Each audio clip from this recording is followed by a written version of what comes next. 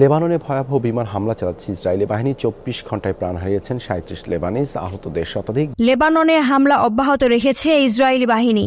বিমান ও হেলিকপ্টার থেকে দফায় দফায় ছোড়া গোলার আঘাতে শক্তিশালী বিস্ফোরণে কেঁপে ওঠে রাজধানী বৈরুত। এতে হতাহত হয়েছে স্বাস্থ্যকর্মী সহ অনেকে।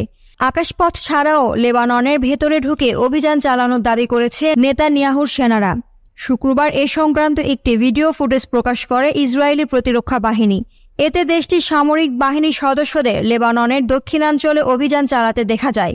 পরে এক বিবৃতিতে দাবি করা হয়, অভিযান চালিয়ে হিজবুল্লাহর রকেট লঞ্চার ও অ্যান্টি ট্যাঙ্ক অস্ত্র উদ্ধার করেছে তারা। পাল্টা জবাব দিয়েছে হিজবুল্লাহও। শুক্রবার ইসরায়েলি ভূখণ্ডে রকেট হামলা চালায় তারা, তবে এতে হতাহতের কোনো খবর পাওয়া যায়নি। গোষ্ঠীটি আরও দাবি করেছে, লেবাননে প্রবেশের সময় মালুনার রাস নামের একটি গ্রামে ইসরায়েলি সেনাদের লক্ষ্য করে বোমা হামলা চালিয়েছে তারা। এতে কয়েকজন সেনা হতাহতের দাবিও করেছে গোষ্ঠীটি। ইসরায়েলি হামলার কারণে বন্ধ হয়ে গেছে লেবানন থেকে সিরিয়ায় যাওয়ার মূল সড়ক। এতে চরম বিপাকে পড়েছে লেবানন ছেড়ে যাওয়া সাধারণ মানুষ। জাতিসংঘ জানিয়েছে, ইসরায়েলি হামলার কারণে সেপ্টেম্বর 23 তারিখ থেকে এ পর্যন্ত লেবাননের 10 লাখের বেশি মানুষ বাস্তুচ্যুত হয়েছে। আশ্রয় শিবিরের জায়গা নেই বিপুল পরিমাণ মানুষকে ঠাঁই দেওয়ার।